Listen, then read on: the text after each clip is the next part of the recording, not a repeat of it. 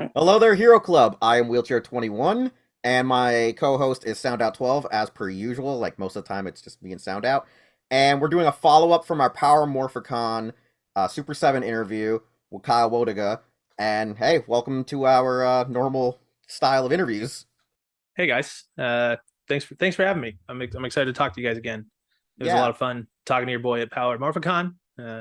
Never been like recorded like for press or whatever, like with like an actual recording device before. Usually it's just cameras, so that was pretty fun. Can cross that off the list. yeah. When we found out our friend Favine was going, it was kind of last minute. He worked with us right before we had done Hero Club. We used to work together in a group called Hero Taku. So Okay, we go back way long time of like different just groups of bloggers, reporters, nice. and just a lot of just fans loving Tokusatsu anime and stuff like Yeah, that. So that's where we come from. To give you love a that. little bit of back story or just origin for us. And Sure. so a lot of the interview questions are a mixed bag. Some of them are just going to be like some follow-up questions, since actually I was the one who wrote most of the questions for your interview, and Favine just, recited it to you. So we have some Okay. follow-up stuff. We have some other never asked questions, and we have a lot of new stuff. So we're just going to go kind of in a chronological order. And I want to Sure. start off with and the fact is, in PMC, we never actually asked you how did you want get into becoming a toy designer? Like, what inspired you? What was the real catalyst? Because you said it wasn't Power Rangers, but you said it was other stuff that made you want to become a toy designer. And could you explain like what levels of I don't know why I said indication, but education would you need to do Sure. what you do?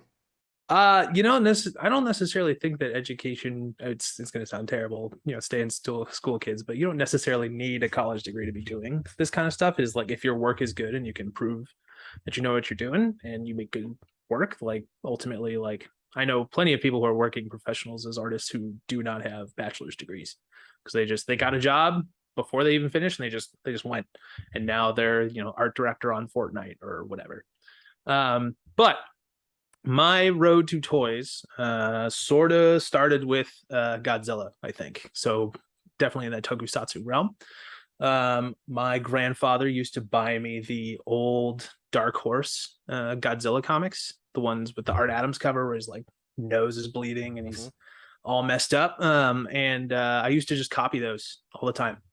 So that sort of started my curiosity with drawing, and then in elementary school through high school, I was like, oh, that's the kid who can draw real good, right?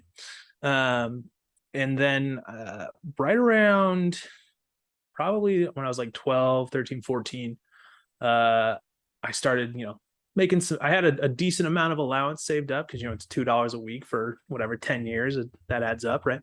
And I realized that there were these action figures you could get at Walmart by a little company named Toy Biz, and they were called Marvel Legends, and they came with a comic book. And that was sort of my like gateway drug into collecting. And I was like, oh man, like I can get this and I can learn about the characters and read, some of their work and look at even more comic book art. And that's like, I think that Toy Biz Marvel Legends team was the first, like X-Men team was the first team I ever completed as a toy collector. And after that, I just sort of never stopped getting stuff and varying degrees of expensiveness and all that. I remember, making my first plunge into Hot Toys, and then now you see all of this here. Yep, that wonderful So display you got back there, all that stuff. thank you, thank you. Uh, I I'd like to say, oh, this old thing, but I curate this really hard, so that means a lot. Thank you. Yeah, we try to But do the same too. Sound out. He has an entire room dedicated to his yeah, collection. It's crazy. this Yeah. is the only room in my house where they're allowed to be. My lady has made sure everything is sequestered here, and sometimes we'll have stuff out there. Sometimes, like I have 5 Detolfs here, but I bought 6 at the time, and I was putting them together. I was like, oh man, like 6 is a lot, but I already put this one together. Can't take it back. And so when she came home that day or whatever, I was like, hear me out. It's gonna be here in the living room, but we're only gonna put the classy toys in here. Only statues only, no action figures. If it's got a joint, it's out of here. That's smart. That's actually a Uh, good Yeah, idea because most she's people makes like a not nice little art actually. gallery. yeah, I mean, it's the lies I tell myself, right? And she's very nice to me, and she humors me and letting me have stuff out there. But getting beside the point here. So I had sort of always collected stuff basically since middle school. And I went to college, Cal State, place called Cal State Fullerton out here in California. And I have a degree I have a Bachelor of Fine Arts in illustration with a minor in entrepreneurship and business administration. So my parents were happy to support me like following my artistic pursuits, but they also wanted me to have like a business backup plan, right? So if the artist thing doesn't work out, which it very commonly does not, I wouldn't have my eyes glaze over if I ever saw a spreadsheet for a job, right? So that was doing that while I was in college. Still, I'll give you the real long-winded version of it, but essentially, I started hanging out again with my old high school water polo coach, who was a big nerd, guy named Daniel, very very nice. But he and I started hanging out again when I was towards the end of my college career, and one night he was like, "Hey, we're having a Magic the Gathering draft at my house. You should come hang out." And I was like, "Sure, man, why not? I don't know this Magic thing, but I'll try it." And I was there and we were playing and it was cool. And I started talking to his roommate. His roommate was this guy named Ben. And Ben was the senior game designer at a company called Cryptozoic Entertainment. And I see Soundout's eyes lighting up there. Maybe he knows who that is. Yep, I recognize the name. But I was talking to him, just kind of shooting the shit a little bit. I don't know if I can curse or not. You can bleep me out or whatever. No, don't worry. But if you heard our podcast, is what you haven't. But I just don't want to demonetize anybody. We don't really care. Okay, so you can kiss our ass. So we were shooting the shit, and we were talking about it. I was like, oh yeah, I'm like finishing my degree or whatever, and I need an internship to like get these last credits. I was like, oh well, we're looking for an intern. I was like, really? So yeah, man, like come on over. And so talked to him, and then talked to the CCO at the time, this guy named Corey, and like I got this internship working on this digital card game that they were working on called Hex: The Shards of Fate, which if anybody knows anything about that, it was so close to Magic the Gathering that Wizards of the Coast sued them for being so close to them. So I worked on that. That was fun. But while I was doing that, my desk was put next to this guy named George, who was the art acquisition manager for Cryptozoic and their trading cards. And so when my internship ended, I kept talking to George, and George offered me freelance doing sketch cards for Adventure Time. And sketch cards is like original pieces of art that you put into trading card packs that like incentivizes people to buy cards. And after that, I did a couple trading card sets for him, and then he had me do a data entry job, just like a temp job, but it was in the building again, and that usually worked out for me. When I did that temp job, I was placed next to the cubicle of this guy named Jeff Parker, who was the then creative director at the brand new collectibles department at Cryptozoic. And as soon as my 1 month temp job of data entry for George ended, the next day Jeff took me to lunch and I started doing freelance for Cryptozoic on the DC Bombshells line that he was working on. From there, I just did a bunch of freelance for about 6 months, and then they brought me in house full time. And then that led to eventually me running that whole department for a year and a half. And then that's sort of how I got the start in toys. At Super7, it was a cold apply. I was like, hey, this place looks cool. And I sent my resume in and they liked it and they hired me. So, okay. That was actually our next question. So that's pretty cool that this whole thing led to another. We love when that happens. Me and Soundout nicknamed that the Steve Kramer effect. When our guest will actually just be like, here's the answer to the next question. Oh, which was unintentional. But it was like, see how many of those I can do. Yeah. For a small note, what was the first thing you were assigned to doing at Super7 when you first got the job here?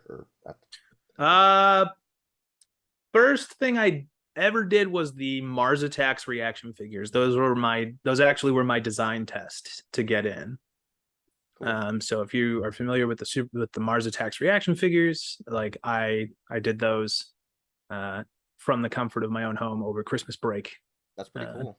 2018. Just working on that, and that was cool. So but then that'll be 4 years ago this winter then.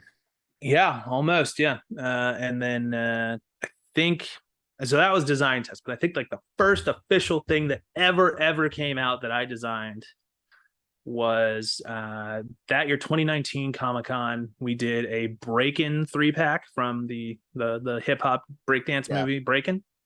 There was a character named Turbo in that movie who has a very famous scene where he like dances with a broom and the broom like dances back with him, and one of the accessories for that character was a broom, and that broom was the very first thing I ever made for That's Super pretty 7. funny. So yeah, it's very it's not glamorous at all. It's a good start though. It's like the Charlie Brownism. I got to rock. One of the very it's one of the very few test shots I have the privilege of owning is of the broom. That is pretty funny. Because the only reason I know of Breaking is unfortunately the infamous sequel, Electric Broom. The title. Most people know the sequel rather than the first one. I know, because of that really bad scene where like you can see like a stunt dummy being thrown downstairs and stuff like that. Oh yeah. Okay, so this is actually a question I'm not sure if you're able to answer, but we hope you might be able to. Okay.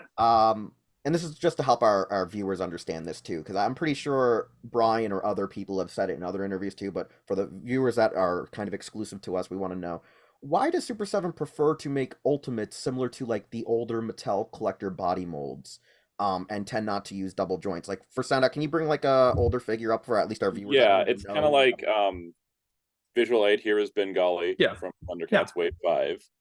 Here's Hordak from Masters of the Universe Classics.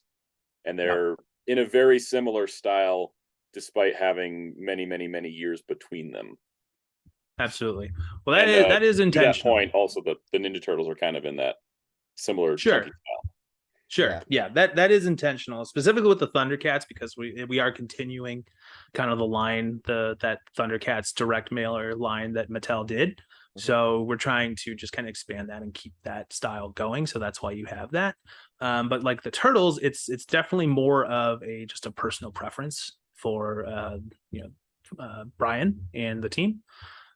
Specifically with like single joints, there's plenty of interviews where he explains it better than I can, but ultimately, no pun intended, when he sees double joints, he sees just a lot of engineering, and it just breaks the sculpt up a lot. And if you think about Brian as a collector and where he started with, Sofubi, Japanese vinyl toys, where there's almost no articulation, it's all beautiful sculpt, it's all uncut, you get to just see the toy being beautiful on its own for being a toy. That's what got him into collecting, as I understand it. And so of course he's going to value aesthetics above, being able to, scratch your own back with an action figure or whatever. So it's more about preserving the aesthetics of the figure while still maintaining, the appropriate amount of functionality. Is it going to be able to, kick its own butt? No. But there are also plenty of action figures out there that can, and those are also available to you. We recognize that not all of these toys are for everybody. Mm-hmm. And if they're not to your liking, there's plenty of options that are. So it's definitely more of a personal preference. That's not to say that one way is more correct than the other, though. Yeah, that's the reason why I wanted to ask, because I had seen Brian mention it before, and I've had seen other people mention it, and even Soundout and me have also sort of agreed that, like, for example, people complained about the NECA Godzilla line because they kind of also did very similar to what you guys are now doing with the Godzilla molds, versus they like that style more than figure arts having a lot of gaps, but they were mad. Like, here's an example, like NECA's still doing that, where these are all single joints on Wolfman, kind of like how it's single joints on Bengali, but they have the very much that is the aesthetic over articulation versus like Hasbro, where they're going for all. So the arm on Storm Shadow's broken up a whole lot by all those joints. But you also need to think about who those characters are as well when you are articulating them. Like Wolfman, sure, would it be cool if he could, scratch the fleas off the top of his head? Of course, but that's not necessarily what you kind of expect that figure to be able to move. Not every single figure needs to be able to do, ninja poses. You can still exactly. That's essentially what he looks like in the whole movie. If you ever watch that thing, it's really stupid looking. It's not awesome. Like they're corny and old, and he's just kind of like this. Like you don't necessarily need him to you know, he doesn't need to do matrix moves, right? Exactly. So exactly, Bengali like it here works. Still looks good. Yeah. Yeah, absolutely. So that's the thing that we consider, I think, more than people realize, is that we think about, what's the correct amount of articulation for this character? What are the expectations that people want from these characters? So like for Power Rangers, there's deep cuts in those arms so they can get a little bit more than 90. Are they double joints? No. Are people going to have problems with that? Absolutely. That's their prerogative. But we do take into consideration what is expected of that character whenever we do an ultimate figure of them. And that's why it's such a unique challenge. And it's so fun to be able to work on ultimates, because I've made hundreds of figures. And what I can sincerely say is that other than reaction figures, like pretty much everything is a brand new challenge in terms of how am I going to cut it? How am I going to engineer it? How's it going to move? How's it going to look? And there's a magic to it as well, because there's definitely like a good chunk of it where it's like it's all planning. Like I'm drawing stuff, I'm directing people, I'm telling people how to sculpt it, I'm telling people where to put joints and stuff, and I'm reviewing files and all this other stuff. But until it's in my hand, there's kind of like a decent chance that it's not going to work. And so when the factory is like, all right, we sent you these, these test shots, like, please review. And I was like, okay, cool. And you like open the box, you're like, oh man, I hope this works. And then it does. You're like, ah, oh, cool. All right, we got it. There's definitely like it's like almost like an adrenaline rush of like, is it gonna? Yeah, cool. So and I can imagine when I'm looking at the Super 7 pre-order page and I'm seeing stuff that's like adjusting tooling at factory is probably when you get it and it doesn't quite turn out right. And get everything. Well, typically you can get it like 80% of the way, but then there's always like, oh, this joint's too loose, or like, oh, that didn't work and now it's clipping, like, or this plastic is so thin that now it's going to snap, or any number of things. And that there's stuff like that you can try and get ahead of, but there's always going to be like that level of just kind of unknown when you're working with overseas like partners and just the manufacturing process in general. Yeah, because you guys were having factory issues, I recall hearing recently, where you guys had to move and it led to some of the figures qualities dropping and people getting a lot of, I remember seeing a lot of people that weren't, Soundout or myself, that avidly collect figures through multiple properties. My YouTube comments for Thundercats Wave 2 was intense. Like my review of it, they were very toxic. I was like, I understand that there's like issues with the factory. These are the problems with the figures because of, just this, what happened in the manufacturing process. And the comments were like, don't give them credit for doing it. I'm like, for some reason, I'm just relaying the information I got, and I'm like, this is just a reality that exists. For example, I've noticed that the Thundercats fans and the Silverhawks fans are very, very like vapid. They're like very angry or whatever. They're very intense towards Super 7. Fun fact, they love us and they hate us. Yes, it's incredible. For every comment of like, how dare you, destroy my childhood, we also get a comment of like, why don't you have Motu again? We can't win, but that's okay. I imagine I love the brands either way. So yeah, I imagine with Thundercats and Silverhawks, part of I think the reason why people are so ramped up is because Super 7's the only ones doing things with them. Whereas with the other, with like Transformers, G.I. Joe, Power Rangers, people can just be like, oh well, I don't like Super 7's, I'll go to Hasbro. I don't like Hasbro, I'll go to Super 7. But I think you guys end up getting like the full concentrated might of a fandom.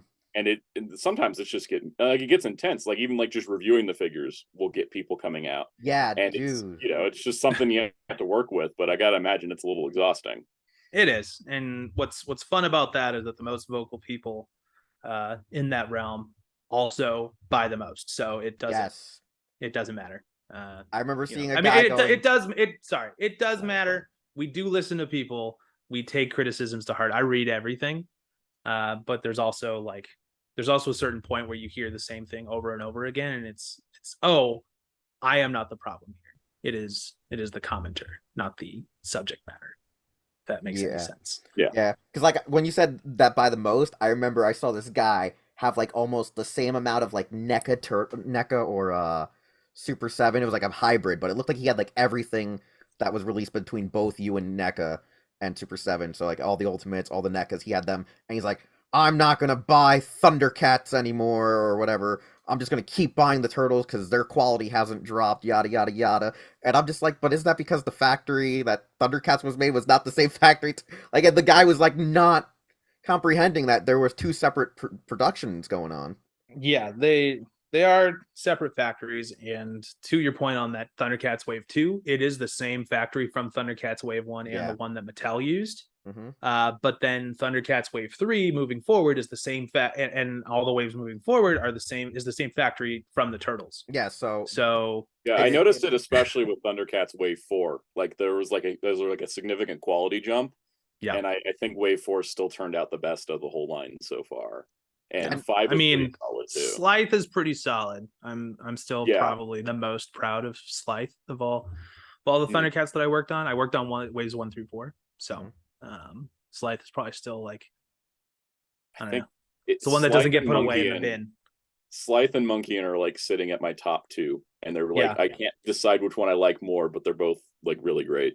I don't know. I just got Ultraman the other day that one of my contemporaries at Super7 designed, and it is super nice. Yeah. So I just like those mutants in general, and that Mumra together. Like, I don't even think I'm going to display my Thundercats anymore, but I will display the mutants because the mutants have always been cooler. So yeah, my plan is to like the mutants are going to take over the Thundercat shelf when the Thunder Tank shows up. So I'll just put all the Thundercats in there. Be like, all right, you guys go to sit in your little box, and mutants can take over the whole. That's a very expensive carrying case. Yeah. What's interesting too is Soundout actually had, when Mattel first released, he actually has a whole video comparing the early Mattel figures with the revisions. So nice. he's got like all of that stuff. That's how long Soundout's been collecting Thundercats. Wow. I've been sitting through Thundercats hell for like many, many years, and Super 7 like continuing to push forward and not like stop after a year has been magical. So I appreciate that. Those are the comments I like to listen to, for sure. And I also grew up with... There's always going to be like, it's never going to be perfect, but it's the best Thundercats line we've ever gotten. And, I will take whatever weird, paint stuff with Tigra when like Bengali over here is like one of my favorite figures of the whole year. Yeah. And it's like, first of all, he exists. Second of all, he's pretty great. So, and I might need to grab a Bengali then. I skipped just because I was like, you know what? Like, I don't remember him from the show at all. But Ultraman, however, I can get into. Yeah. He's cool looking, and he's essentially the Donatello of the mutants, right? Yeah, he's the tech guy. I'm a Donatello guy. So him, Panthro, Ultraman, all about the tech dudes.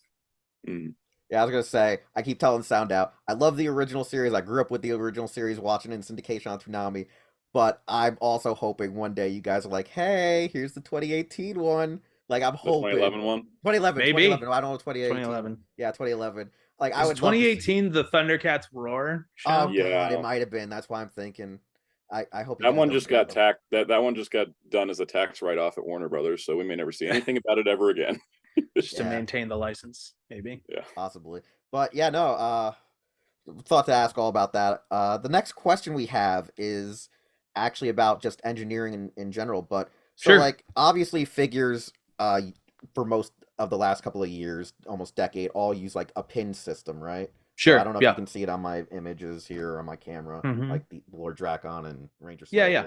But I have all of the Mighty Morphin Lightning collection as a reference point. Yeah, so like when it comes to going over to pinless stuff, how hard is that to actually engineer and manufacture? Is that like a really difficult thing? It's not too difficult. You just have to have a factory that is willing to embrace it and do the steps that are necessary to start doing that. So it's not necessary. It kind of, I get a little like, I don't know, nitpicky technical when I hear people call stuff like, oh, it's pinless, or like, oh, this is like rubber plastic, and it's like, that's not what they're called. Okay, so what's the actual term then? So it's as I understand it, it's called inset molded pins, inset molded joints. So there are still pins in there. It's just essentially you shoot all the joints in a separate tool first, cut all those out, clean them all up, and then you put all of those joints inside of the tool for like the legs or whatever, and then you shoot them that way, and then the plastic forms around it. So from now on, instead of calling them pinless, we call them inserted. Yeah. Okay. Inset joints, inserted joints, inserted joints. any of that kind of stuff. Okay, cool. Because that's what mostly, unfortunately, the fandom was calling it for a while. And I realized that I was Hasbro- splitting hairs for sure, because that's only I know that, and other people exactly. know that, yeah, so basically, like, there's still a pin in Donatello's knee here. It's absolutely. just you don't see it, so we think it's pinless, but it's actually just inserted in. Yeah, That's interesting. I've always been wondering about that. Yeah, we were hoping we could find out about that. Because every time Hasbro says it, they always say it's pinless. It's pinless. I think they came up with the word that's invisible. Pin visible is what, and that's marketing at work. But it is there are like correct manufacturing terms and stuff for it. Cool. Yeah, because I hope to proliferate one day. I got Marvel Legends. It's like we went from this to this, but it's like it's the same sculpting idea. It's just Black Panther you don't see them on the outside, but they still work. I need that Black Panther. I don't know if you can see, but I have 2 detolfs of Black Panther. Yes. He's my boy. So the new comic one's very good.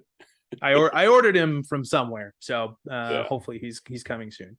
Yeah.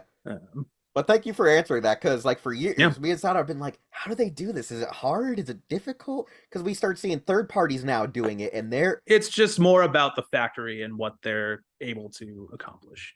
Okay. So the funny thing is, like I said, we've already discussed it briefly during this interview, and also in DM I asked you about what did you actually work on with Ultimates, and you said you've worked on practically like everything, like the heavy metal, the TMNT. I think you said Conan and horror figures. Yeah. Now, since Power Rangers is obviously a lot newer, which one have you put most of your time and effort in before getting the Power Rangers license, or what? Like, which one do you think you've done the most figures for? Turtles, no question. Okay. I did the first 8 waves of Turtles. That's a lot. Now per figure, did you do all the figures, or just like 2 or 3, or like completely all?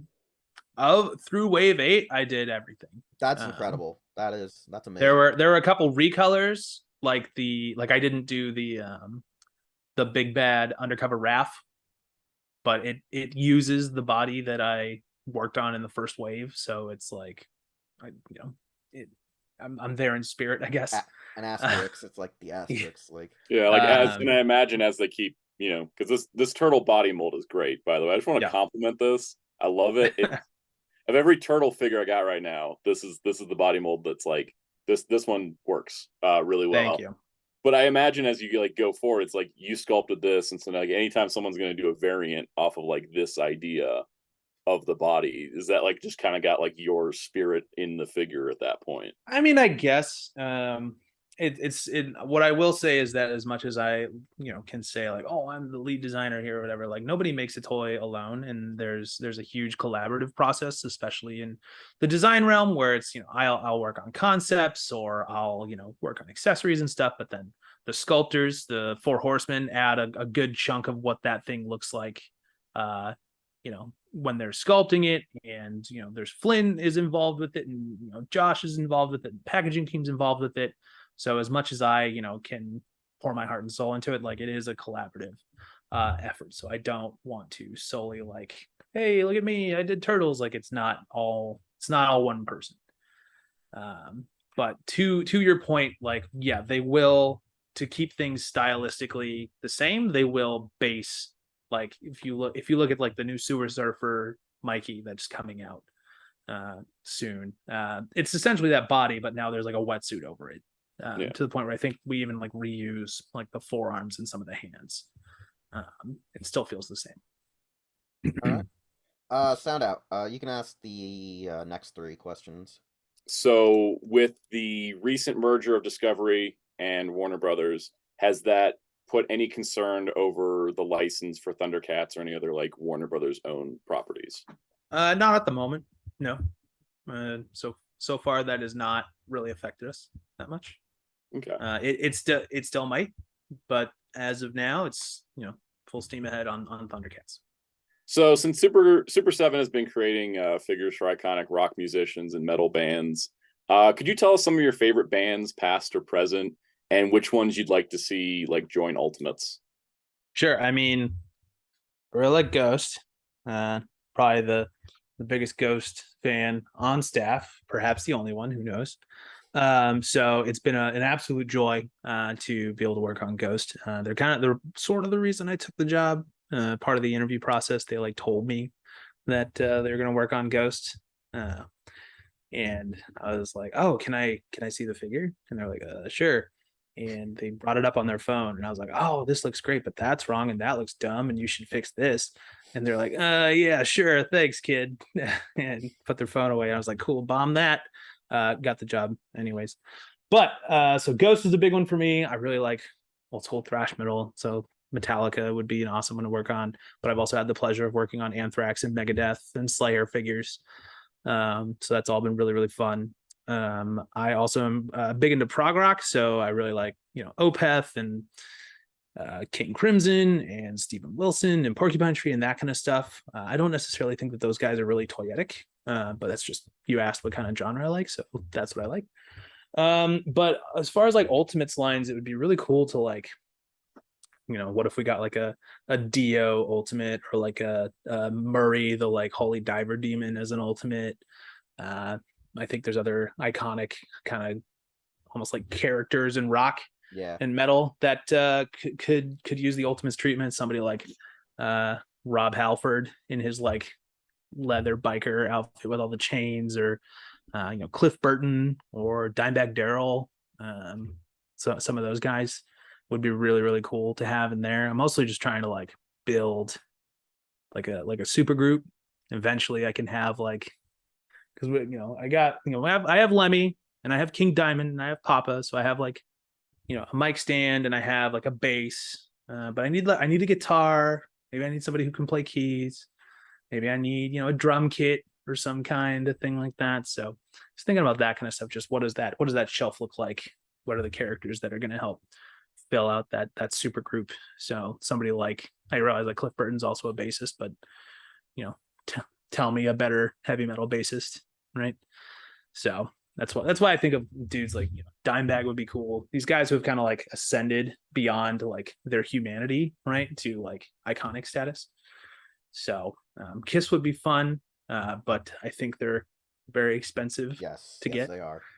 So that would be cool, but I feel like I'd almost rather have like an Ozzy or a Tony Iommi. Yeah, any number of those guys.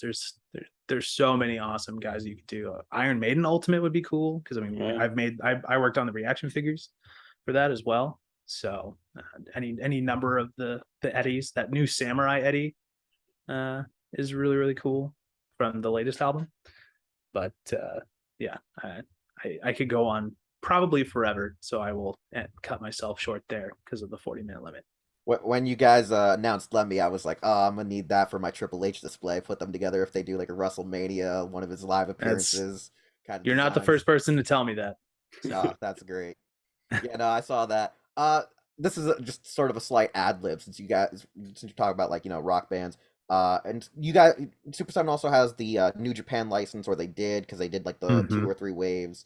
I don't know if you guys are still working with them, but I was thinking, have you guys thought of doing international rock musicians too? Because there's like currently there's Man with a Mission, who wear like wolf heads. There's other great legendary rock musicians from Japan that are very metal and stuff. Like you guys could do those guys probably. That would be cool. It's definitely more like who represents them, and like how do we get access to those bands? That's kind of the hard part. It definitely becomes more of a difficult thing, but like for a lot of the bands that we work with, like they're all represented by like one studio, one album, one license house. So it makes it a lot easier for us to access that, because we just make a deal with them, and then we get access to all whatever 25 bands that they represent.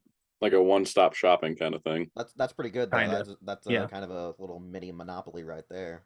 Well, it's definitely part of the larger licensing business as a whole. I personally do not know a ton about that stuff. I know what I know, of course, but we have a very talented team of people on licensing who help us acquire that new talent. Okay, so when you're working with Ultimates, and you have to work with the licensors, and you're how often do licensors go, oh, you need to change this, oh, you need to change that, this doesn't look right, we want this for our brand? Like how much notes do you get when you show a licensor a figure for approval?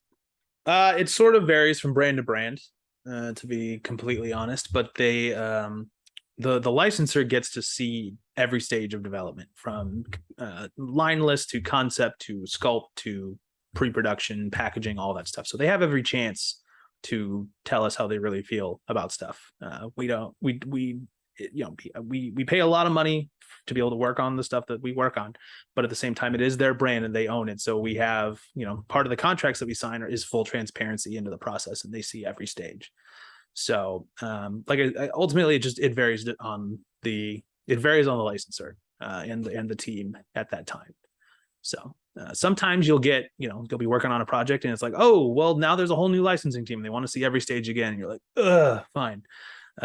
But usually if it's already been previously approved, there are no issues, because most licensors tend to not go back on their word, just because with those licensing teams, it behooves them and it's in their best interest, and it's their job to make sure that brand is making money.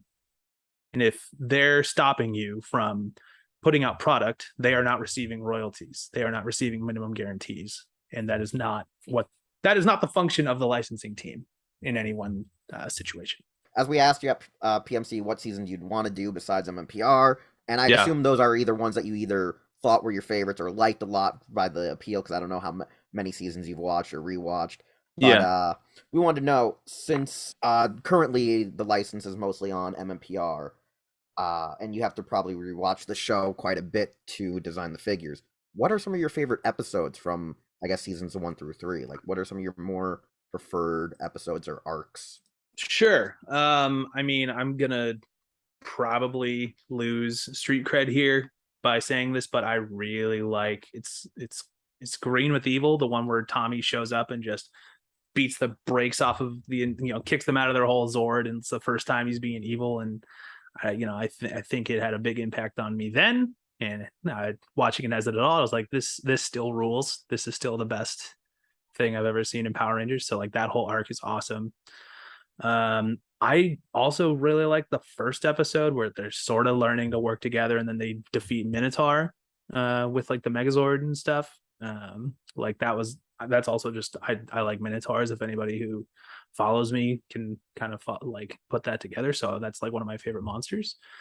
I also enjoy the kind of the retcon that they did, where they're trying to work the ninja powers into the main Mighty Morphin show, where they go find Ninjor in his lair, and the Zords get destroyed, and Kimberly's super sad, and I don't know, just something about that was always interesting to me.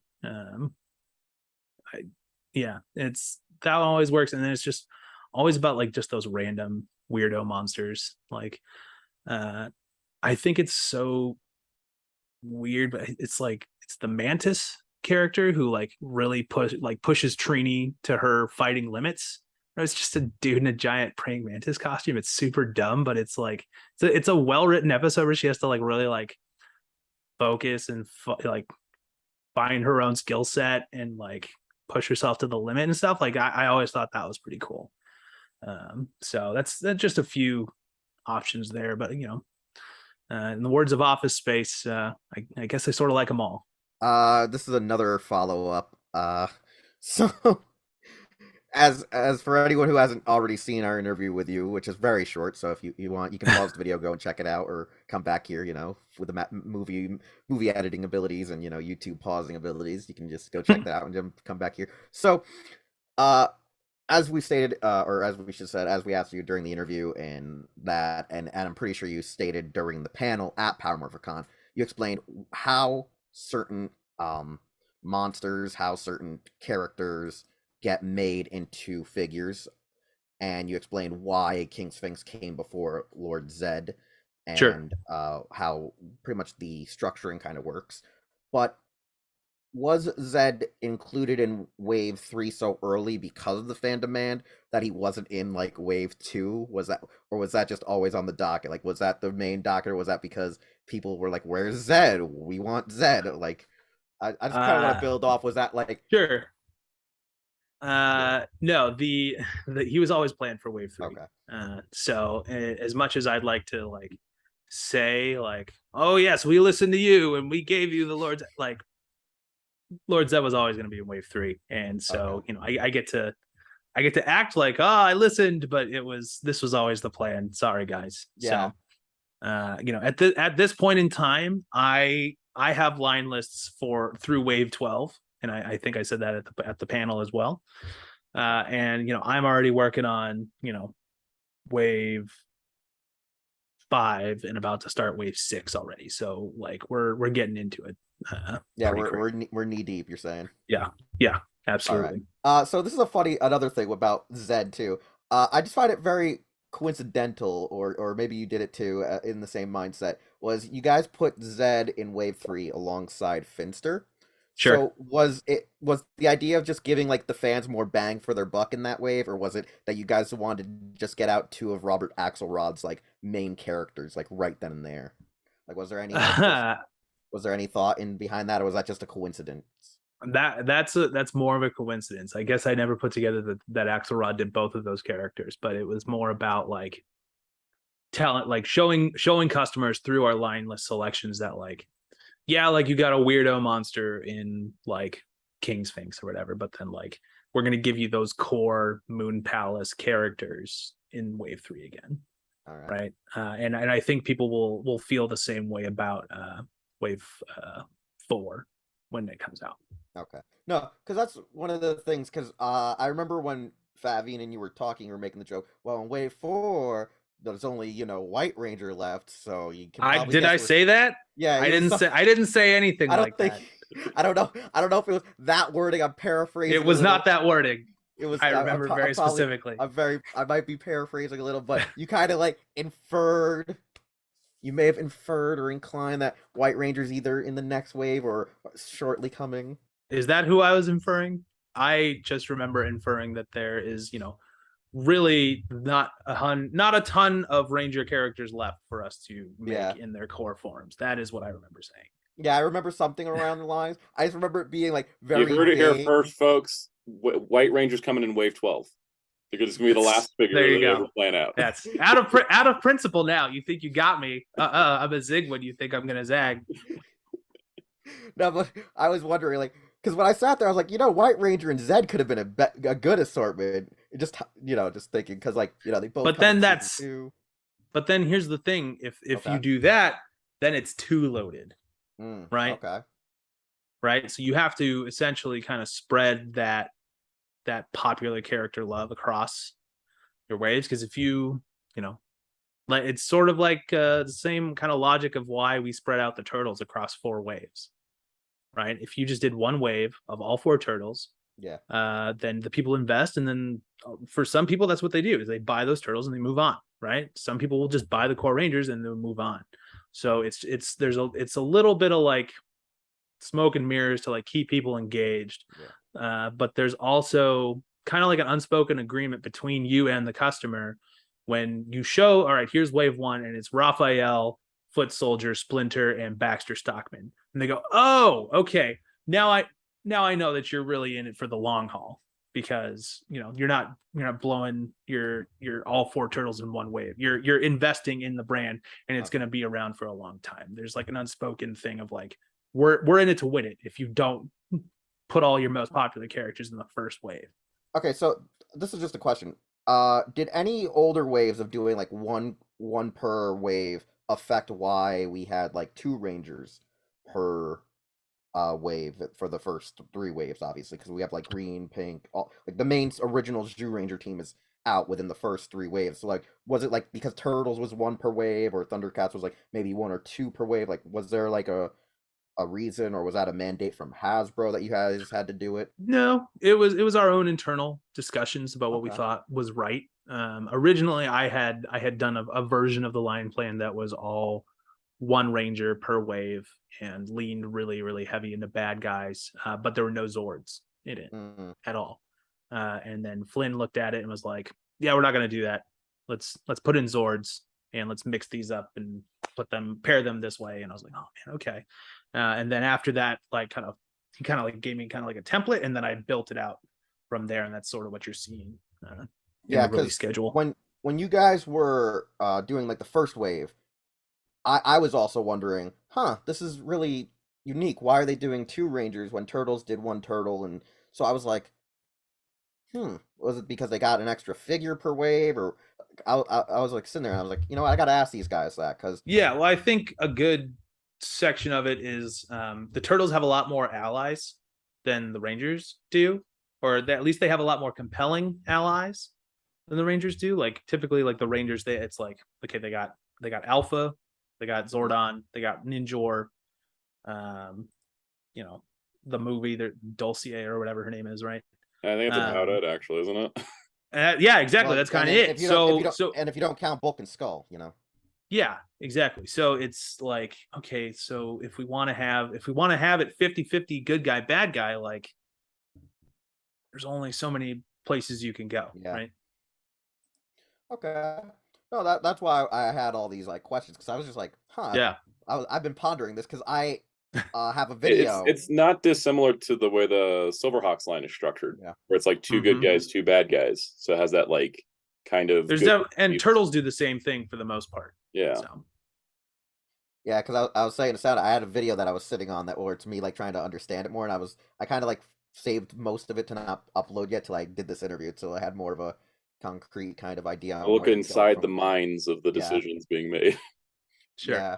So another thing was, during your panel at PMC, you showed off that Madame Woe is going to be a character in the next wave, I believe. She's wave 4. Yep. Was her inclusion because of the character's more recent involvement in like the Heroes of the Grid game, or was it more specific memories, like you said, like of your team working on these figures? Like, what was? It was definitely more of the team than anything. Like, obviously, I know that she's in the Renegade Game Studios board game, and that she's in that Heroes of the Grid thing. And I think there's been a couple really cool looking comic book covers I've seen of her. She's got these like her nails are even crazier.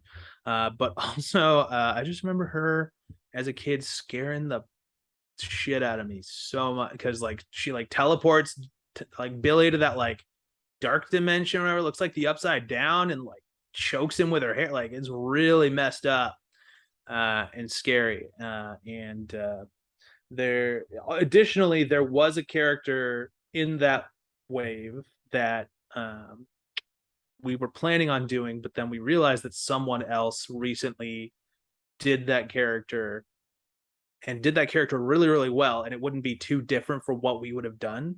So rather than spending that money on a character that people already had and likely wouldn't want to get again, we decided let's invest that tooling money into a new character that no one's ever had a toy of before, and there you get Madame Woe. Automatically, what you said narrows it down to like automatically. I'm like, all right, so it's Pumpkin Wrapper, Parentis Head, Pudgy Pig, or Eye Guy. Like it's one of those 4. Feel free to speculate all you want. I will. No, I'm not. I'm no. I'm leaving this for our audience. I'm telling the audience it's one of those 4 people. That's our comment question of the day or whatever. It's like, which one do you think it was? Yeah, no, that's gonna be us. Like, you don't even have to tell us. You don't even have to tell us in DMs. We're just gonna make our fans guess which one of the 4. They're just gonna like just be bombarding the comments going, it was this one of these 4. It had to be one of these 4. There's probably one I'm forgetting. I don't really give a damn. But I'm just like, it's one of the possibly monster wise. It's these. Oh yeah. Speaking of which, just this is hypothetical since I have him here and I brought him up. If you guys were to do an Eye Guy, I'm not saying you guys are planning or not, would he have more painted eyeballs than the Lightning Collection, where we just have like brown dots? Would like there be more detail, or do you think that would be a little too hard to like budget in? We would certainly try to do that. I understand why they did it the way that they did, just costing wise, because I mean they live and die by the margin over there. Exactly. Obviously, we have a little bit more room to play with that because we do have a higher price point. But you would try.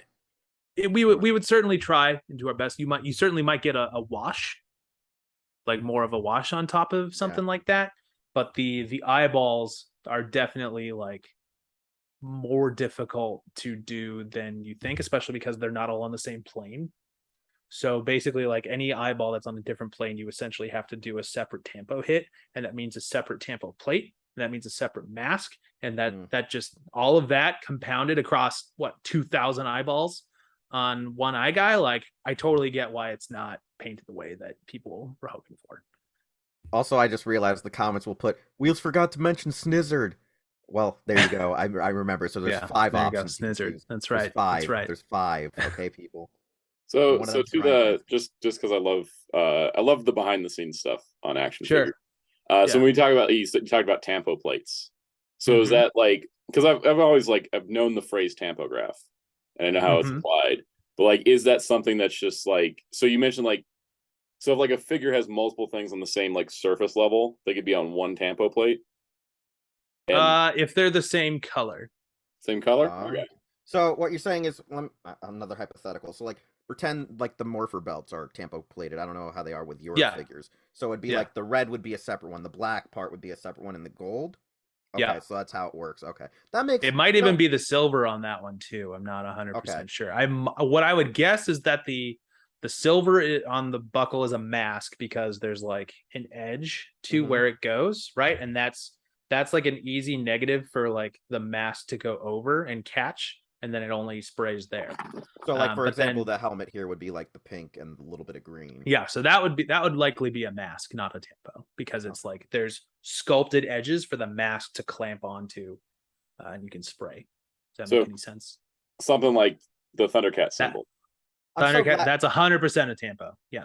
Yeah, I'm so glad. I was like, Sound Out, just grab toys. We're gonna have examples for our audience. It's good because I was just something I was like, I really want to know more about tampographs. Yeah, we've always wanted to learn about this stuff. I will show this to you just because I happen to have it on my desk. You guys got very lucky. This is a tampo applicator. This one is from our factory. It's broken. You can see there's a big chunk out of it, but essentially it's this big silicone, kind of nipple, for lack of a better term here. And essentially it's like it's on the machine, and the machine goes and it'll like pick up let's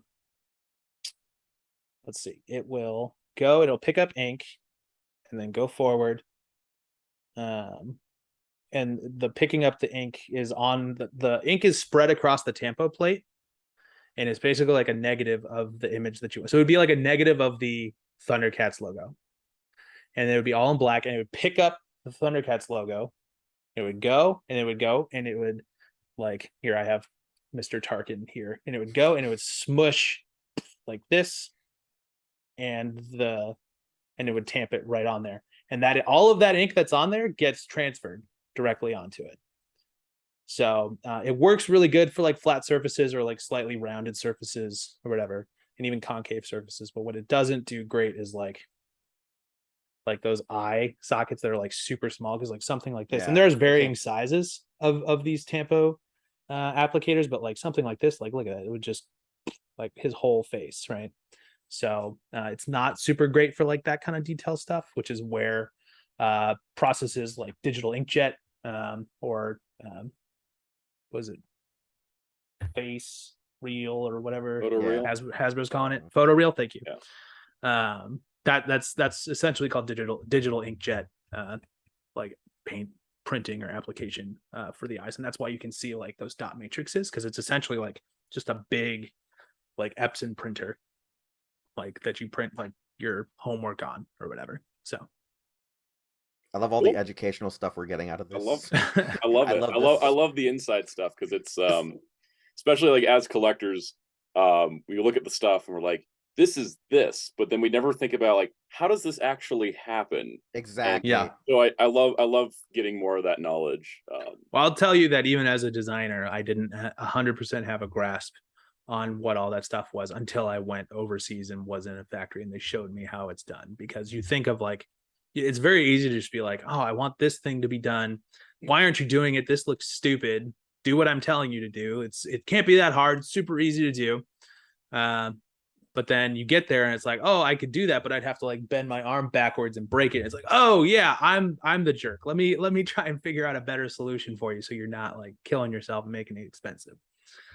It's invaluable going over there and learning how all this stuff is really made, because it makes I've found that it made me a better designer, more conscious designer in what I'm doing when I'm making stuff. Cool. All right. No, that's great. We Yeah. love having this kind of information. We were hoping that it wouldn't just be questions about figures and whatnot. Yeah. We wanted Sure. to, you know, leave it open and stuff. Yeah, happy to educate. Yeah. So, All right. yeah, Soundout, you can ask the next one. I'll take this one. This one's an easy one. Yeah, this one's a very easy one. And again, you don't have to answer. Yeah, you can just strike it down or just give a hypothetical, you know. All right, so obviously after looking at the waves we've got solicited for Mighty Morphin, Squat and Babu are like the next two of the Palace crew. Will they be in the same wave or will they be in separate waves? I couldn't tell you. Okay. I mean, I do know. Yeah. But if I told you, that would ruin it, right? Yeah. No, it's one of those things where we know you can either say yes, no, maybe so. So it's one of those things, you know. Yeah. That's gonna probably be a lot of the questions, or just us doing a hypothetical, you know, just Sure. So I guess we'll go maybe so on that one. Yeah. The next one is really something that I came up with. And Soundout can tell. Oh, it's this one. It's this question. This question is okay. So I don't know if you'll understand it, but Hasbro released 2 Goldars before you guys released yours, obviously. Sure. And one version, they were like, this is the Season 2 Goldar with the wings and the Season 2 head. But then they released the Season 1 Goldar without the wings, but didn't give a new head option.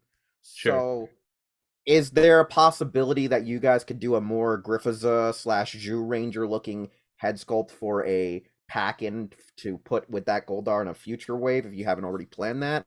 Or did that just never come to mind about the 2 different heads that were used for the suit?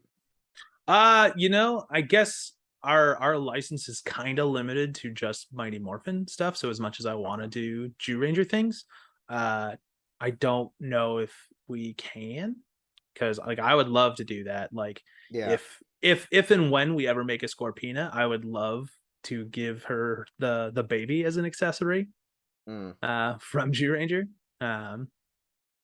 But the reason I asked was because that head, the head sculpt that they had for the Jew Ranger footage, is in Mighty Morphin. But by the time like they started filming more Goldar scenes in America, they also refixed the face to look more like what we got. So I was wondering, like, is there at least an option to make a head that looks for what like you got in Hasbro, or what we're giving you at Super 7? At Super7, like, would you guys be able to make a head more accurate to that design, since it was? So you don't like our head now? It looks, well, no, I don't. For me, this is a trick thing. What's wrong with the one that I gave you? Oh no, the one you gave us is great. It matches the like. It matches the American. Thank you, Soundout. That's what I'm like. That's what I want to hear. No, the reason why I was like, one of those weird ones where it's like, I really like the look of the suit when it was not just in Jew Ranger, but in Season 1, obviously, before they played around when they got the suit sent to them. Because I think they made it. They essentially, like, the Power Rangers team made their own head for Goldar. Yeah, they made like a They made him a little friendlier. Yeah. While the Japanese one was a little meaner, and I think that's the only like major distinction between. Because if you look at some of the art books for the actual suits, not the drawings, but you can see that the eyes on the actual like stunt prop head that you see in all of the Megazord fights or all the Japanese footage is he has beadier eyes and his snout's a little bit more gnarly. But then most of the products that we get for Goldar are heavily influenced by the artwork for MMPR or the actual stuff we saw Season 2 onwards. So like, because like when I saw it, I'm like, okay, I like the fact that you guys gave it a lot of the Zhu 2 accessories. I love Zhu 2, by the way. That's like my favorite stuff. Rhino Blaster's my favorite monster. Okay, noted. So like, I love that stuff. So like, it's just one of those things for me, because I know you guys really like to give head options, since with Thundercats, you were given all these different Mumra heads and all that stuff. So I was like, they might be the ones to give me the Griffiza face finally. Maybe. I guess I'll chalk that up to maybe so, and take a note here that Bill does not like my Goldar. Cool. No, I awesome. This is gonna be the greatest gaslighting ever. I told him the Goldar question would trap him in a box, and here we are. And it's funny too, because a friend of mine said this is what a friend theorized. He said the reason he thought why you guys couldn't do a more Griffiths-like head was probably Hasbro was not permitting you to be that accurate and was only giving you the assets for the American footage. That's what they thought. Well, they definitely can only give us those assets for sure. They don't have any of the Dream Ranger stuff, to my knowledge. Yeah, like the art books and stuff like that. Yeah. But no, I've never had a licensor say like, "Hey, make this less accurate." Okay.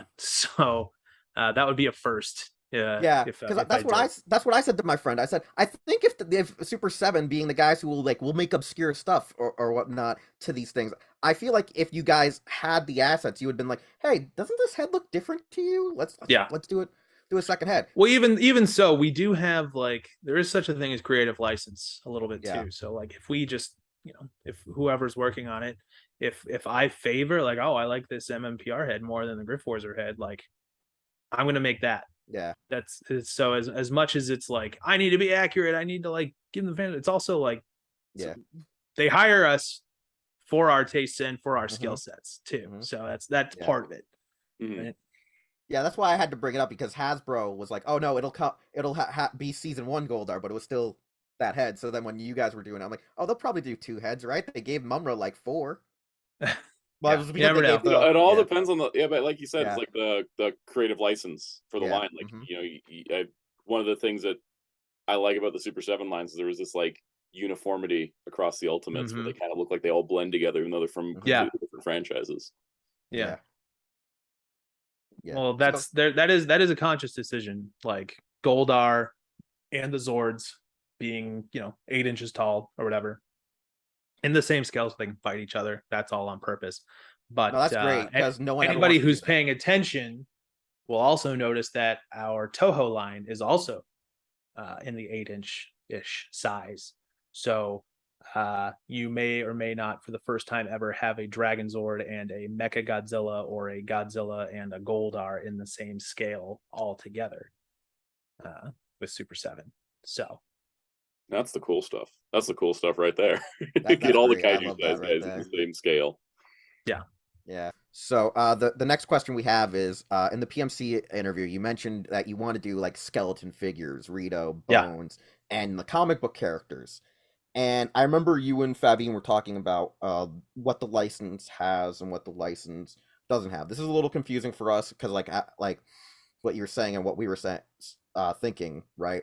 But so Super 7 has MMPR, so I'm assuming you guys have seasons 1 through 3, the original MMPR movie, and you have some comic rights over it, but you don't have Alien Rangers because of the more modern separation of Alien Rangers, right? Yeah, modern Alien Rangers, I think, is in question. The movie we don't have. Okay, you don't, so you wouldn't be able to make Dulcia, Ooze, or... No, all of that is all separate, because that's all through Fox. While we do have a Fox license, what is owned by who in that, so as it's transitioning into Disney, is very complex and all that. So we do not have movie rights. Okay, yeah, I wanted. So it's really just seasons 1 through 3. Okay, and the comic book stuff is not. That falls under part of that. So okay, that all is work, and so that's, and typically if you see somebody else making a comic book character, or if someone else has made a character under the Mighty Morphin brand, we can probably do it. So 3-0 has made a Lord Drakon, they've made a Ranger Slayer. So you can do the stuff like this stuff. That kind of stuff, or any characters that are part of those arcs, or all right. So what have you. Here's a question, since I have a Drakon. What is your preferred form for Lord Drakon, since he went through a few evolutions in the comics? I mean, I really like the black one. I like Evo 3. But something about just combining the Green Ranger and the White Ranger is so I don't know, almost like lizard brain, yeah, duh, of course I like it. It's the both best versions of Tommy together. So I think there's something really cool to that design, especially because he's older, and it's what is obviously there's teenagers with attitude, but what does like a full grown man with attitude in like one of those suits look like? Like that I don't know, something about that is enticing to me because you get like a little bit more of like the superhero musculature, Yeah. like, you know, almost like sort of like what those legacy figures look like, where they're like shredded and Yes, huge the and like buff, legacy. right? Like that's what it would actually look like if they were like adults who like worked out and they're superheroes in those things, rather than just teenagers with attitude and they look like sort of Japanese stuntmen. Does that make any sense? Yeah, Like no, something it makes- about that and what that could look like is very interesting to me. Outside of, I guess, like, yeah, you said you wanted to do Drakon and the Graves Zord in the interview. Are there any other oh yeah, Death Ranger you mentioned too. Is there any other comic book characters or just anything in the comics? Is just what Death Ranger is sick. I'd love to do that. I think I mentioned, but there's like a white tiger dragon Zord or something where it combines the Tiger Zord and the Dragon Zord into one Zord now. Yeah. That's really cool looking. The other one that I would like to do is Silverback, because I love my boy Goldar and I want to have like a companion for him. I was going to bring that like, up. Not that Hey. cool, but like Brothers. Silverback would be Yeah. sick, especially Hey. because he like, you know, it's his sword that Goldar uses. Like I don't know, there's anything that I can build out. Like I think I realized how much I loved Goldar, like the more I studied him for that first wave, like just how well designed he is and just how like it's like a manticore warrior, like Warrior monkey not thing, much you know? cooler. Yeah, Like, exactly. what if we took a flying monkey from Wizard of Oz and fused it with a manticore? That's what you got. Yeah, that's pretty cool. I even love his remake in Koyuger when they did the Neo Griff as a suit. That's a pretty cool suit that they made. Yeah, I think I know which one you're talking about. Yeah, he was used in Beast Morphers as the new. Okay. Yeah, Yeah. suit's pretty cool too. I think I do know what you're talking about. That was cool. And I thought you were about to say the 2017 movie, and I was about to hang up. Oh my god! Oh no. You guys could never get the license of the 2017 movie. We'd all be okay with that. Listen, if you got, we don't want it. Good, thank you. Tell the fandom that. Tell them, become their number one worst enemy. The fandom loves that movie. License. No one wants that license except the fandom. Do they really? Yes. I mean, I don't want to upset the fans because they buy me. There's a very strong. I think there's a very strong core amount of people that want a sequel, but I don't know how much they're into also buying toys. Yeah, it's weird. Yeah, I think they just were really sold on the characters of the movie. Sure, but I feel like everyone can agree that they did my boy Goldar dirty. They did. He was just a golden homunculus Megazord. He was just a melting pile of cheese in most cases. Like he just stepped on a Krispy Kreme. So since you said the movie's completely out of the option at this moment, though, like, are you somewhat glad though you don't have the movie license, so you have to not have to figure out how to make the CGI abominations into figures? No, because I think they would be cool, and I don't know if I would do some of those characters. I feel like movie suits is something that we are woefully overdue for in like modern interpretations, and like I know that I think Legacy somehow Legacy did some, but I think somehow Diamond Select Toys is doing mini mates of the movie suits. Yeah, they just released those at New York Comic Con. I want to know what licensing jumping jacks they had to do to get that, because that would be awesome if I could do movie suits. There's also a really cool, I think there's been some fan art I've seen where they take the classic helmets, but then they just tweak them a little bit so that they match the Ninjetti animals. Yeah. Which I would make that an alternate head for those movie suits for sure. All right. And would you also like have the chest emblem swap out too, right? Probably, yeah. If that's where you're gonna go, you could do that with magnets, probably. I would love to, but magnets are very expensive. Okay, cool. Good to know. So if you want to pay $100 for a movie suit ultimate that you can swap out with magnets in it, then recruit 10,000 of your friends to do the same thing, and we'll make it happen. I've been trying to recruit people to back a Ghost Rider car. I don't even know if I can get enough people for dude, it's been rough. I really want that thing. I really do too. I don't even care about the tiers. I just want the car. I know. I love Ghost Rider. At the bottom of this detolf is a similar detolf to this Black Panther of just all Ghost Rider stuff. So I really want that thing. But I'm hoping. I'm pulling for him. Ryan and Dan are good friends of mine, and I text them probably every day, being like, "Hey man, like, what are you gonna do today? How are we gonna get those numbers up? Yeah, I'm hoping there's just like a flood of like the eBay resellers, just like we're just gonna buy like 4,000 of these, and Yeah, that would be nice. Maybe we'll get a photo finish towards the end. I think that's what happened with Galactus as well. Yeah. Yeah, we Galactus. We can cut this part out. We're off topic. This is just us talking about stuff. No, this is the off topic stuff that we can keep. Our fans don't. They're gonna just be like, this is great, guys, just being geeks, nerds, whatever, you know. It's just that car is just like revving in the back of our heads. Oh, dude, like I said, I can't even afford it right now. I'm gonna probably have to miss out on this one, but I would love to like somehow get one. Yeah, I would love it. I just want to throw like. All right, back to the subject matters at hand. So here's a question. So some of the so like with the Rangers, we've seen the toy weapons, like the toy versions of the weapons. Yeah. So there's some monsters that had toy exclusive weapons. Is that something that you've thought about including, and legally can you? And if you can just wink at the camera if the answer is yes, that's also an option. We've definitely thought about it. We haven't found the right opportunity or the right monster to do so just quite yet. So like I know that like Eye Guy had that like big eyeball staff. Yes. For example. Rumblebee had a honeycomb satellite cannon.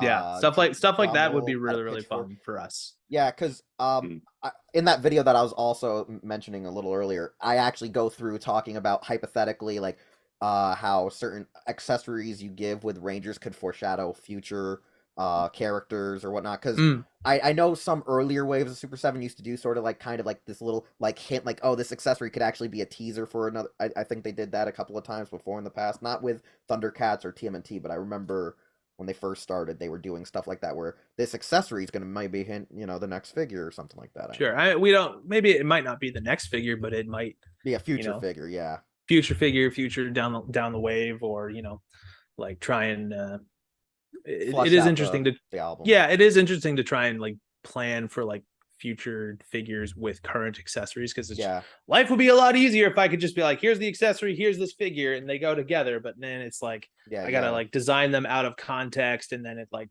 gives certain scale parameters later. Like trying to plan for the Power Blaster ahead of time with the factory was like really difficult. We're still working it out a little bit, but it was definitely, I had this like almost like this like, who is Pepe Silvio, like this goes here and this connects this way, and like this is this, and they're like, what are you talking about? It's like, no, it has to be it has to go together. They're not out yet. I don't have these files for you, but it's gonna work like this. Okay, sure. And so I'm happy to report that so far it's kind of working out. But there's something about, you know, best laid plans or whatever, right? What was your thoughts when Hasbro started saying, hey, we're gonna make those Ju-2 weapons after you guys already started, like, you know, the one-offs, those one-off weapons to beat the monster, like the sure, like the extinguisher. Yeah, I mean, it's fine. I would be excited to get more of that stuff, especially if I've already invested into that scale. Then it's just more cool accessories to get for my figures. So I feel like I'm in a minority, and that I'm very rarely mad about the toys that I get. Just I guess maybe it's me working in this industry long enough to realize that it's a miracle anybody gets anything made ever. So I'm just grateful that it's here at all. Yeah, I know that feeling because I've studied and worked in the film industry. So like every time I watch a movie, everyone's like, this movie's terrible. I'm like, no, look at all the work that people did. Yeah, that's the thing that people don't necessarily realize about toys, is that it's thousands of hours of work and hundreds of people and millions of dollars for one action figure. Yeah. And how many action figures get released every year, right? So think about or all of like that the work. Accessories that get looked over. Exactly. All right, so the next question, this one is about, so for Power Rangers, are vehicles on the table? Because we know that Thundercats is starting to do more, and Ninja Turtles got not necessarily anything as big as like Thunder Tank or Party Wagon, but something like the Electro Trucker size. Yeah, so you're thinking like the battle bikes. Yes. Down here. Yeah. Right? Yeah, like battle bikes. Something like that could be cool if we felt that there was a demand for it, for sure. All right. Because this is the funny thing. For some reason, for years, Ranger Board wanted a rad bug.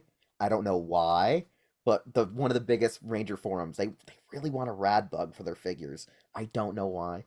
As much as I think a rad bug would be rad, I don't know if we can sell enough Yeah, right? bugs. If Hasbro can't sell a flaming like Dodge Charger from hell, we can't sell A Volkswagen a bug with like Volkswagen bug with a with radar dish on top of it. exactly. So Yeah, that would not be my first choice in vehicles. exactly. Exactly. Because with MMPR, the most vehicles they had were the battle bikes and the shark cycles, if I recall.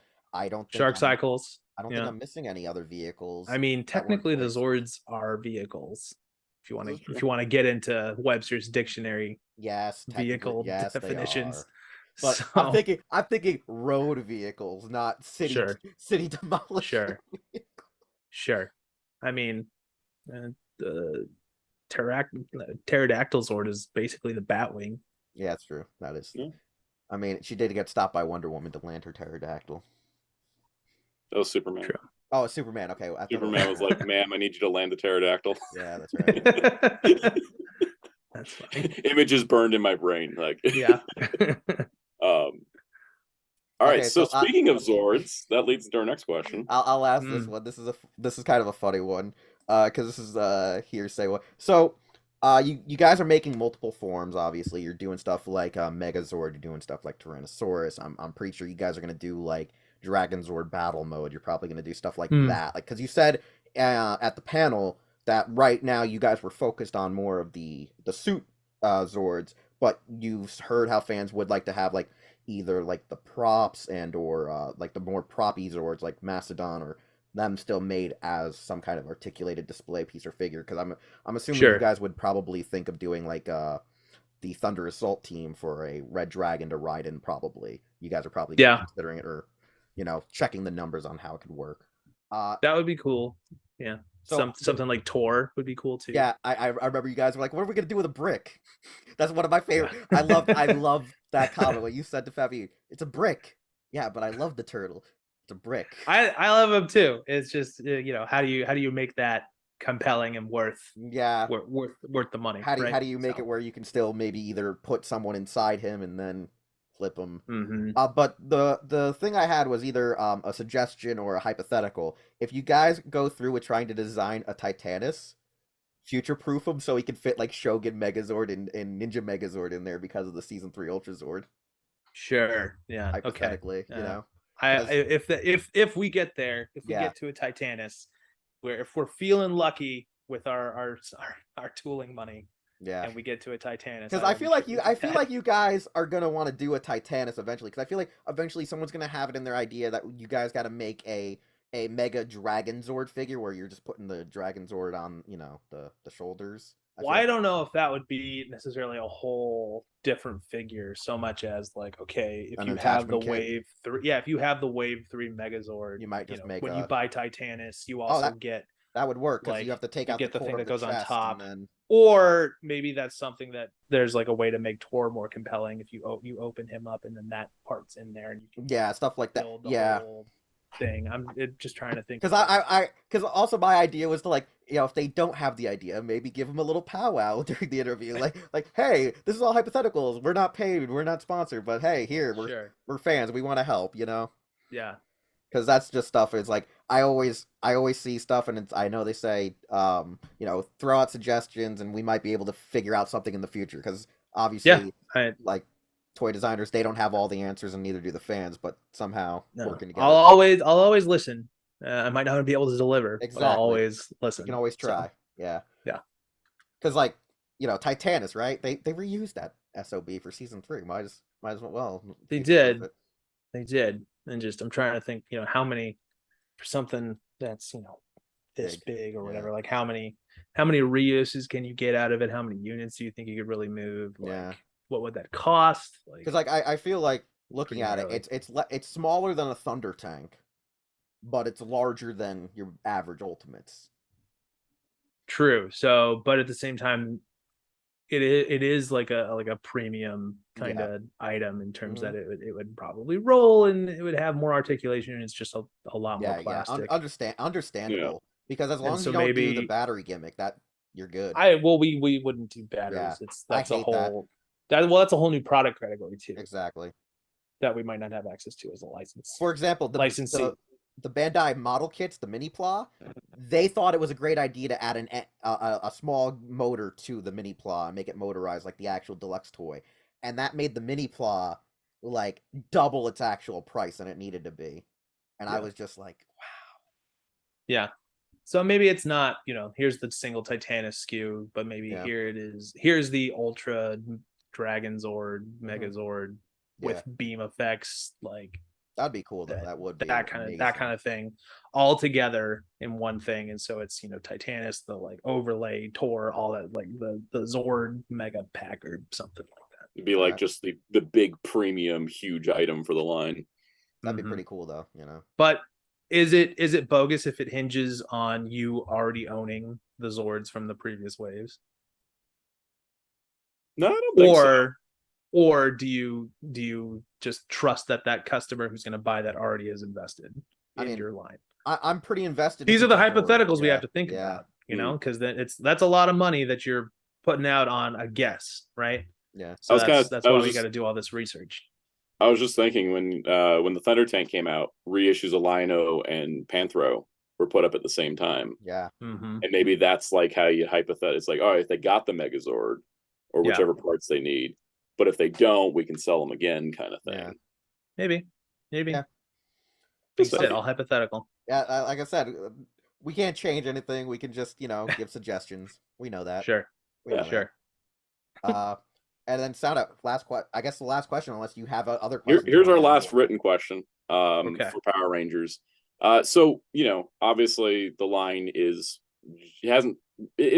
gotten started, but it hasn't gotten, the first wave's not out to people's hands. I think it's always sure. I know Brian's mentioned this in interviews before where he said like when people start to get them is when the momentum really starts picking up, because then people start, knowing how they feel. But the question I guess becomes, doing figures like Bulk and Skull or the Unmorph Rangers, which are just mostly just here are people figures, not so much Rangers monsters.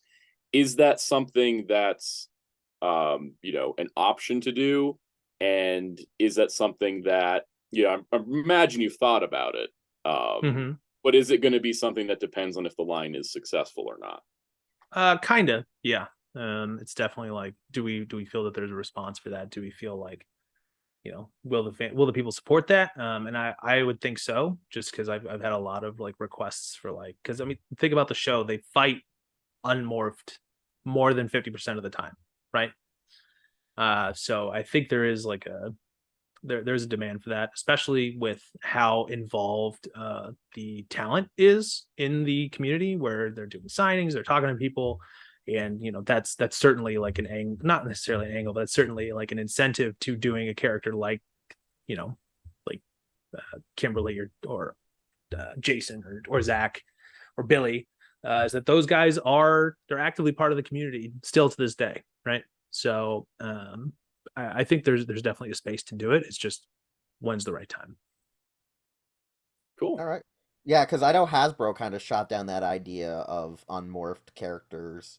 They said, "Oh, we don't think they'll sell," or "We don't think there's a want for them." Even though I think people do want like they want figures of just unmorphed Rangers. I know it's harder because they wear different clothes for not every episode, but they do seem to have a rotation of wardrobe on set to choose. They do. I think, revealing a little bit of my secrets here, I have thought about it, and a lot of the guys wear very similar outfits. Yes, they do. In just different colors. So I think there's a way to possibly do that.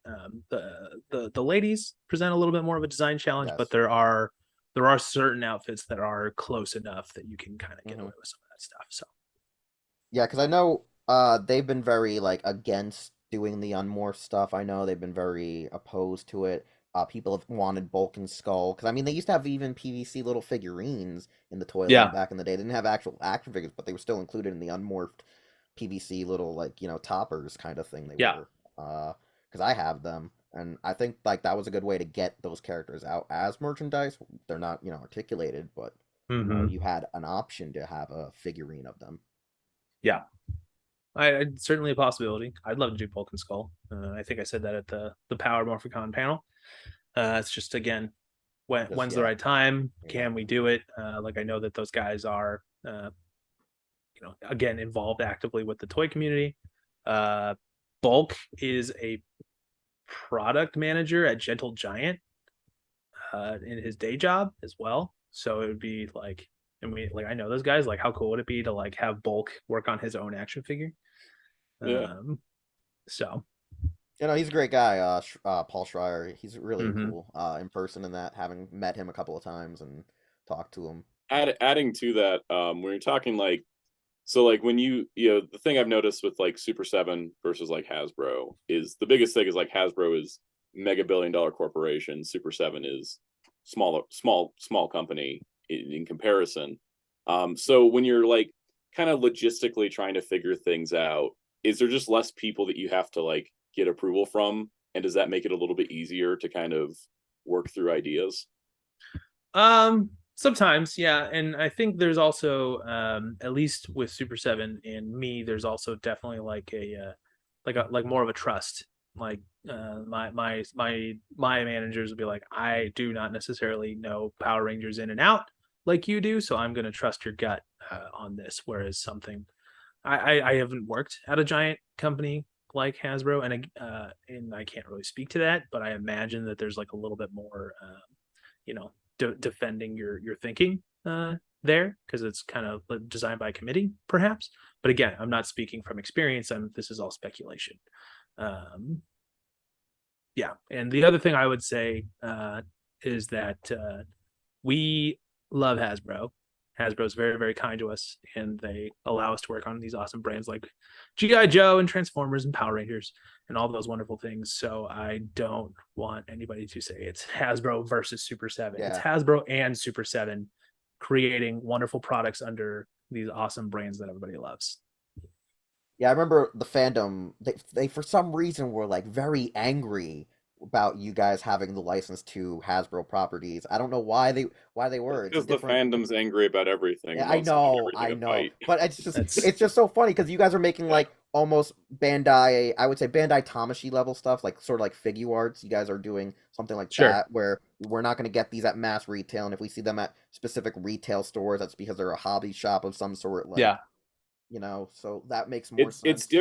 It's different types of figures for different people, and they can coexist. And there's like if you like one style, or you like the other style, or you like both styles, then you just pick between them. Yeah, like for me, exactly. I think I'll get Lightning Collection Ranger figures, but I think I'll buy like both Hasbro monsters and the Ultimates monsters, as well as I love the Ultimate Zords. Like, they are what I've always wanted, pretty much. They are exactly what I wanted. Thank you. Zord action figures are an untapped market. Dude, oh my god. I used to grow up with the 5.5 action gimmick ones, and those were like the best things I had, or like the little micro playsets in space. Like, when you guys showed the Tyrannosaurus, I was like, I'm in.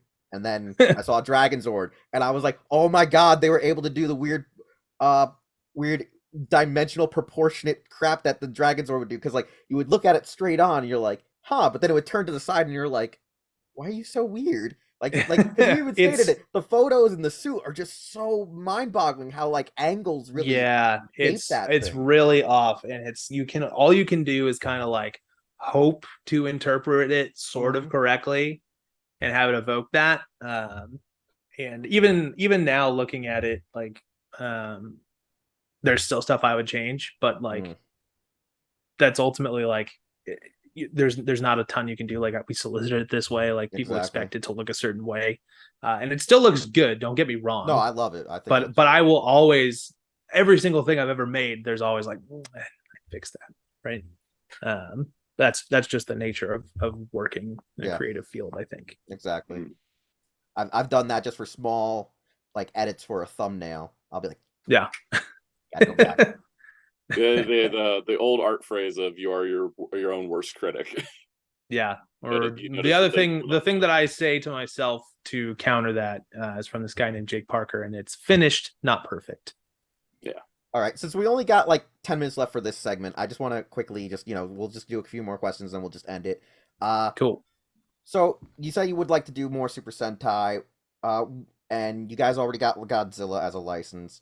Are there other Tokusatsu brands that you personally would like to see, or are you a fan of? If you're not just Power Rangers and Godzilla, do you watch Ultraman, Kamen Rider, any of those shows? Like, do those interest So you? I've slowly started getting into Ultraman. I Okay. read the Marvel comic, the most recent one that came out. It was really cool.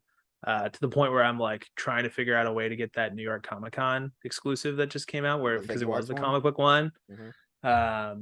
But I just picked up my first SH Ultraman. I don't know where he's from. I don't really care, but it's Ultraman in black and gold, and he Oh, that looks is cool. Shin Ultraman. Oh, Shin Zofi. Yeah, but he's Yeah. it's black and gold. Like it Mm. doesn't matter who it is. It's just Ultraman in black and gold. So it looks rad. So I'm slowly about to go down that rabbit hole. You should. It's great. A friend of mine a long time ago, a couple years ago, got me all of the Blu-rays for everything Ultraman. So I just need to like put it in and play and go on the journey. So I'm definitely, I think that would be cool to do stuff for. It's totally worth it too. Yeah, I'm really a big like Godzilla guy first and foremost though. So being able to do that is like I kind of already have everything I want. It's like I could say like, oh, I want to do Gamera, I guess, but I don't. Yeah. Like I have Godzilla, I'm good. Okay.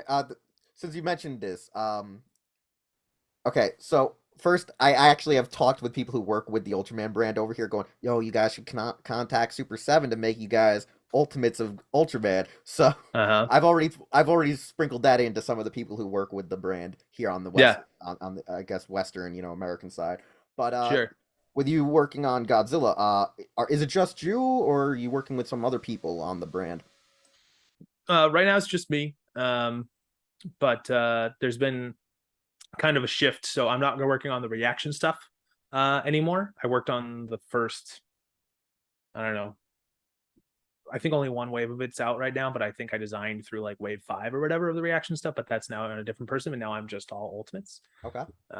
So I do all that stuff, and then but the masks that we recently released and all the apparel and all that stuff, those are other sections of the design team that handles all that stuff. Yeah, if I would have known you had more stuff in Godzilla, I would have had Godzilla questions, because I love Godzilla is what really also got me into Tokusatsu. Yeah.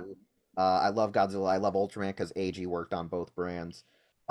Since I got you here, with Godzilla at least, was the choice of the Heisei or the Versus era an option because of just Treadmasters previously doing most of the Heisei stuff as those movies came out in Japan? Like, was that a reason, or did Toho ask for it? Because I know when they did the comic books for IDW, they asked, could Godzilla look more like his Heisei design, more like his than like a Millennium design, or Sure, was that like a licensor thing, or no? It not necessarily. Like they kind of gave us the keys to the kingdom, and Brian Flynn, our wonderful founder, has been wanting to make Godzilla toys longer than I've been alive. So when we got that brand officially, he emailed me. He's like, "Here's the line plan for the next 7 years," and I was like, great, I don't have to think about it anymore. Like I could just draw it and go. Okay, so you're saying, and I agreed with all of it. So it's one of those ones. If we want to talk more Godzilla, we gotta find Brian one day. Yeah, Flynn will talk your ear off about all that stuff. Nothing brings him more joy than talking about Godzilla. Well, so. I love Godzilla. He loves Godzilla. I need to find a way to get a hold of this man. That's right. Yep. So all right. I think we've covered pretty much most of the bases here. I don't think we have anything else on that. We really don't. Okay. We went through all the questions, and we appreciate you answering all of our weird little questions about all the. I love the tangents. I really love the tangents more. The tangents are fun. The tangents are some of the stuff you don't expect, Sure. I try not to go on them too often, and if I do, I try to make them worthy. Oh no, they were all worthy. Like gaslighting me. That was great. No. No, I enjoyed it. I actually enjoyed it. You and your Goldar. Hey, it was fun. I I lived. Well, anyways, on that note, obviously you work on Super 7 stuff. Is there anything that you want people to look out for specifically? Like you can just promote anything you do. Sure. Yeah, I mean, Toho Ultimates Wave 3 is up for pre-order right now with the 1200 degrees Celsius Godzilla with, the melting flesh from that iconic moment in Godzilla versus Destroya. And Destroya is also available for pre-order. He's 14 inches long. He's gonna be like this big and like this wide. He's insane. They're the two most complex action figures I've ever designed in my entire life. And I couldn't be more proud of them. So go check those out. And just stay tuned to Super 7 for more awesome Power Ranger, Godzilla, Tokusatsu products and goodness. All right. So on that note, I think we'll wrap it up here. Yep. So thanks everyone for tuning into this interview. We hopefully will do more in the future. And yeah, until next time, check out Hero Club at hero-club.com if you're not already. And check out Super 7 and all their awesomeness at super7.com. And you can find their stuff on other websites too. But super7.com helps to support them directly. So there you go. Check that out. All right. So that goes it for this interview. Thanks for joining us. And until next time, we're out.